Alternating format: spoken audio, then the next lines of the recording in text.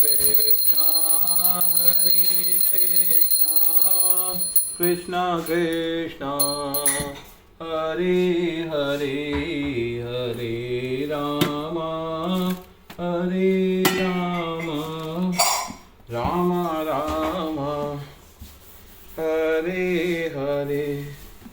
गोविंद बोलो हरि गोपाल बोलो राधा रमाना हरि गोविंद बोलो।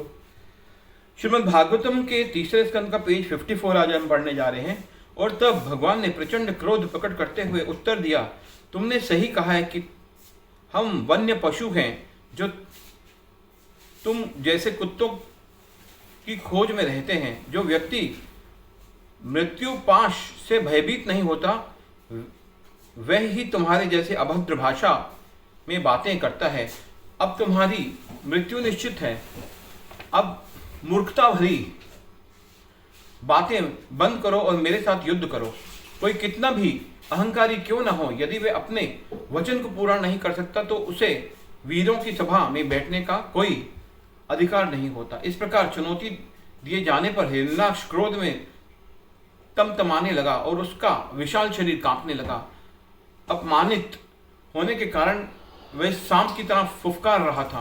अपनी शक्तिशाली गदा उठाकर वे भगवान की ओर दौड़ा और उन पर तेज प्रहार किया, परंतु थोड़ा सा हटकर भगवान ने वह वार बचा लिया और बदले में अपनी गदा से हिरण्याक्ष के मस्तक पर प्रहार करने का प्रयास किया। गदा युद्ध में दक्ष हिरण्याक्ष ने अपनी गदा से उस प्रहार को रोक लिया।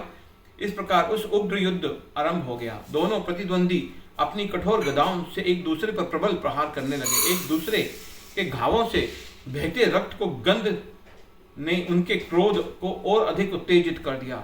विजय के लिए ललायत वे दोनों युद्ध कला के अद्भुत कौशल दिखाने लगे। प्रतीत होता था मानो एक गाय के लिए दो शक्तिशाली सांड आपस में टकरा रहे हों।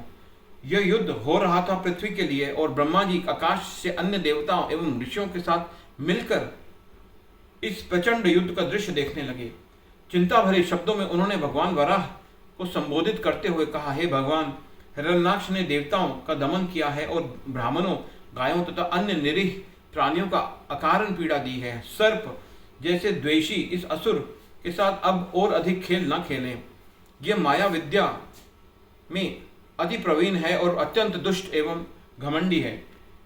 हे अच्युत, संध्या होते इस असुर की शक्ति बढ़ने लगेगी, इसलिए उससे पहले ही इसका वध कर दीजिए। अभिजीत नामक शुभ घड़ी दोपहर में आरंभ हुई थी और अब वह लगभग समाप्त हो चुकी है। इसलिए तुरंत अपने इस अदम्य शत्रु का विनाश करके जगत में शांति की स्थापना करें। ब्रह्मा जी के वचन सुनकर भगवान जोर से हंसने लगे और ब्रह्मा जी की प्रार्थनाओं का प्रत्युत्तर में उनका और प्रेम भरी दृष्टि से देखने लगे। हिरण्याक्ष को अपने निकट खड़े देख भगवान वराह अचानक उस पर झपटे और उसकी थोड़ी पर निशाना साधते हुए गदा से प्रहार किया। हिरण्याक्ष ने अपनी गदा से वार बचा लिया और फलस्वरूप भगवान की गदा उनके हाथों से फिसल गई। हवा में कलाबाजी खाकर गिरती हुई वे गदा चमचमा रही थी। इस दृश्य को देखकर देवताओं और ऋषियों के खेमे में खलबली मच गई। यद्यपि हिरण्याक्ष के पास अपने निहत्थे शत्रु पर प्रहार करने का सुअवसर था, परंतु युद्ध के नियम का पालन करते हुए उसने वैसा नहीं किया।